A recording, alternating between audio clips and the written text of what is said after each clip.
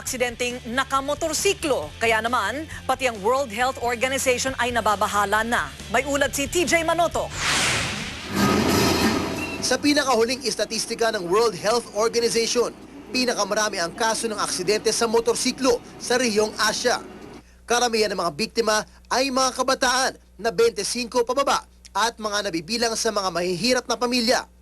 Di na nagtataka ang LTO sa pahayag ng WHO dahil dito lang sa Pilipinas, 42% sa mahigit sa 5 milyong rehistradong bihikulo ay pawang mga motorsiklo. Sa report naman ng mga aksidente, 122 ang namatay sa aksidente sa motor kumpara sa 113 na namatay sa aksidente sa sasakyan. Ilan sa nakikitang dahilan ng WHO ay ang hindi paggamit ng helmet, overspeeding at pagmamaneho ng lasing. Lahat yon. Bakit sila na-aksidente? Yung nabubuhay o kung namamatay man siya, ang pinagmulan ay nakainom o galing sa party. Pangalawa ay nagmamadali.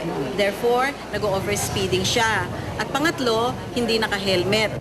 Marami kasi umunang pasaway na ayaw magsuot ng helmet, mahilig sa pasikot-sikot at mag-overspeeding sa kalye.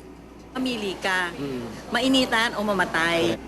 Ayon naman sa Motorcycle Philippines Federation, maaring tumaas ang mga aksidente sa motor dahil mas marami na rin ang gumagamit nito dahil abot kaya na ng masa ang presyo nito.